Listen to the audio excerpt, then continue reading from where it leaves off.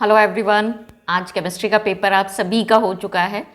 Paper level का बात करें तो लेवल टफ नहीं कह सकते हैं, बट हाँ अनएक्सपेक्टेड क्वेश्चन ज़रूर थे। इतने बेसिक क्वेश्चंस हम लोगों ने नहीं सोचे थे कि केमिस्ट्री में पूछे जाएंगे, बट ठीक है, जो भी है क्वेश्चंस के क्या आंसर होने चाहिए वो देख लेते हैं हम। आप अपने आंसर्स मैच करिए और देखिए कितने मार्क्स आप केमिस्ट्री में स्कोर करने वाले हैं। आई होप अच्छे ही स्कोर करेंगे आप लोग केमिस्ट्री के पेपर में। तो चलिए स्टार्ट करते हैं वीडियो। ये मेरे पास केमिस्ट्री का सेट बी है। तो सेट तो सभी के क्वेश्चंस तो सभी में सेम है, बस रैंडमली जो सीक्वेंस है वो चेंज किया गया है। तो आप अपने सेट के अकॉर्डिंग आंसर्स चेक कर लीजिएगा। ओके, तो मेरे पास ये जो सेट बी है इसमें जो फर्स्ट क्वेश्चन है that is in the form of true and false. तो आप अपने पेपर में ट्रू एंड फॉल्स चेक कर लीजिएगा। फर्स्ट जो ट्रू एंड फॉल्स का स्टेटमेंट है, the solution which obey Raoult's law over the entire range of concentration are known as ideal solution. बिल्कुल सही है, ये जो स्टेटमेंट है इट इज़ ट्रू। तो फर्स्ट जो स्टेटमेंट दिया हुआ है it is true. Second is the cell potential is the addition of the electrode potential, that is reduction potential of the cathode and anode। देखिए यहाँ जो वर्ड उन्होंने दिया हुआ है एडिशन, ये फॉल्स बना रहा है इस स्टेटमेंट को। एक्चुअली द सेल पोटेंशियल जिसको हम EMF भी बोलते हैं, तो EMF ऑफ सेल क्या होता है, it is the difference of electrode potential of cathode and anode. तो ये स्टेटमेंट हो गया हमारा फॉल्स। थर्ड स्टेटमेंट है the calcium and magnesium ions form stable complex with EDTA। ये करेक्ट है स्टेटमेंट, और इसीलिए EDTA का यूज़ किया जाता है वाटर की हार्डनेस को रिमूव करने के लिए। देखिए वाटर में जो हार्डनेस होती है वो इन्हीं दो आयंस के कारण होती है। तो EDTA इन आयंस के साथ स्टेबल कॉम्प्लेक्स बनाता है और जिसके कारण वाटर की हार्डनेस जो है वो रिमूव हो जाती है। तो ये स्टेटमेंट ट्रू है। नेक्स्ट देखते हैं अगला जो हमारा ट्रू एंड फॉल्स का स्टेटमेंट है, C2H5OCH3 है ना, दोनों एल्काइल ग्रुप्स देखिए, एक C2H5 है एक CH3 है, is a symmetrical ether. Symmetrical ether वो होते हैं जिनके दोनों तरफ सेम एल्काइल ग्रुप होता है। अब यहाँ पर एक एल्काइल ग्रुप C2H5 है और दूसरा CH3 है, तो ये स्टेटमेंट हो गया फॉल्स। ठीक है, ये सिमेट्रिकल नहीं है, अनसिमेट्रिकल ईथर्स हैं। नेक्स्ट है कीटोन्स कंटेनिंग कार्बोनाइल ग्रुप। बिल्कुल सही है, कीटोन्स में कार्बोनाइल ग्रुप होता है, तो ये स्टेटमेंट हो गया ट्रू। नेक्स्ट देखते हैं Hinsberg's reagent react with primary and secondary amines to form sulphonamide. बिल्कुल सही है, तो प्राइमरी और सेकेंडरी अमाइंस हिंसबर्ग रिएजेंट के साथ सॉलेबल एंड इनसॉलेबल एल्काइल या डाई एल्काइल सल्फोनामाइड्स बनाते हैं, तो ये स्टेटमेंट भी हो गया ट्रू। तो इस तरीके से देखें तो दो स्टेटमेंट्स इसमें फॉल्स हैं, सेकेंड एंड फोर्थ मेरे इस सेट में, और रिमेनिंग ट्रू स्टेटमेंट्स हैं। ठीक है, क्लियर है, ये ट्रू एंड फॉल्स चेक कर लिया सबने। And now the question number 2, match the column, match the correct pair. तो सिलिकॉन इसमें दिया हुआ है और सिलिकॉन का बेस्ट पेयर है दैट इज सेमीकंडक्टर। तो फर्स्ट का जो पेयर बनेगा दैट इज बी, K4FeCN6। इसके लिए करेक्ट ऑप्शन है E, Lucas reagent. Lucas reagent होता है कॉन्सेंट्रेटेड HCl एंड ZnCl2, तो इसका करेक्ट पेयर है D.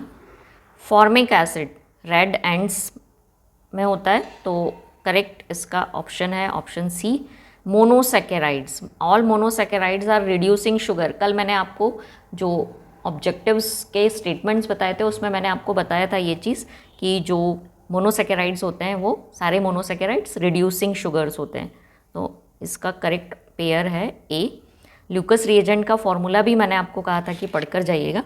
So this is the correct answer for the second question that is match the column, match the correct pair.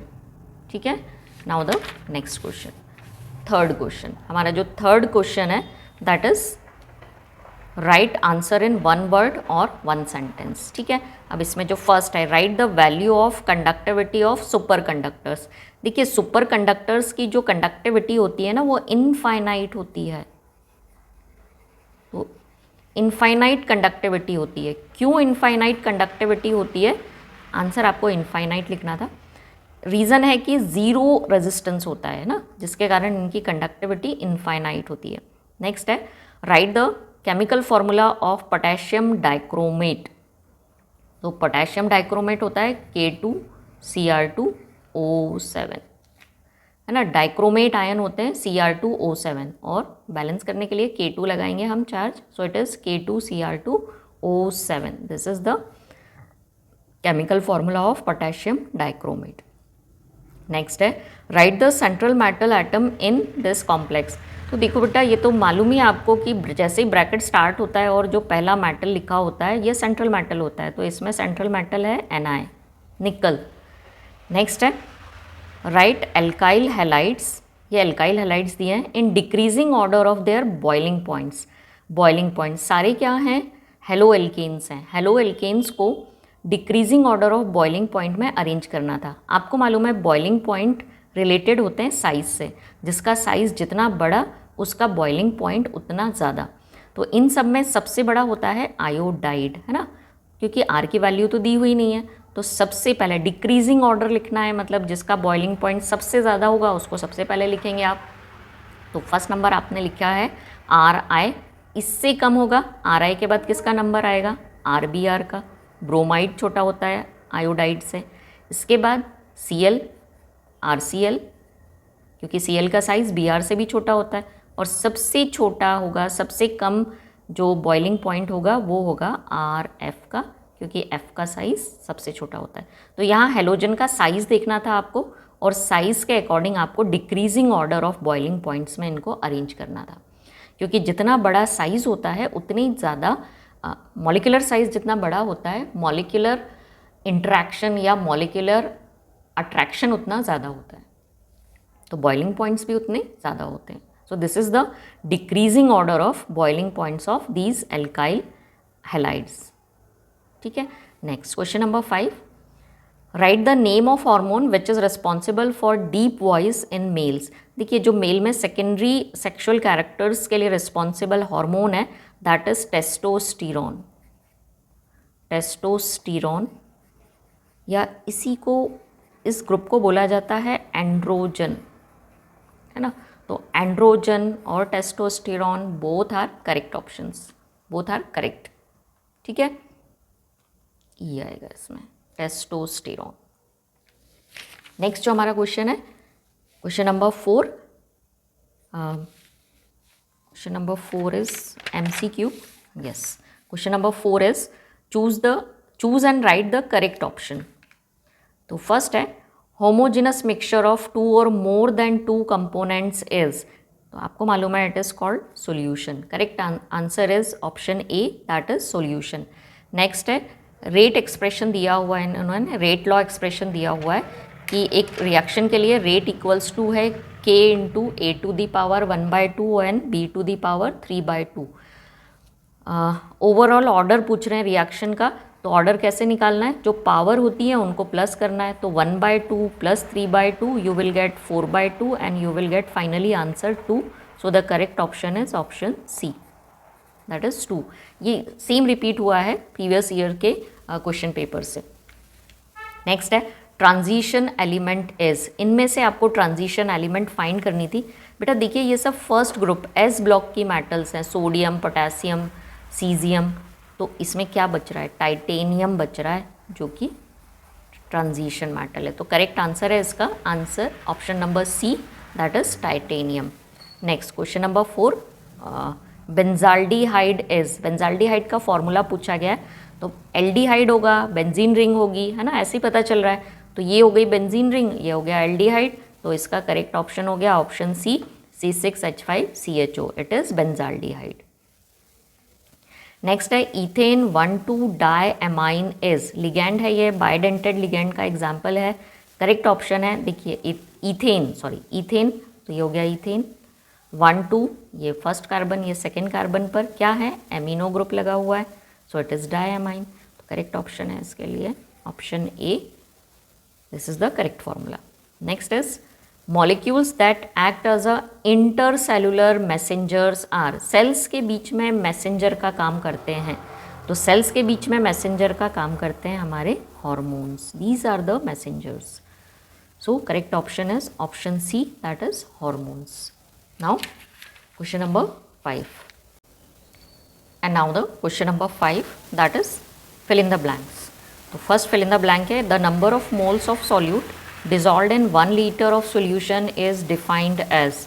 तो ये definition है actually molarity की, ठीक है।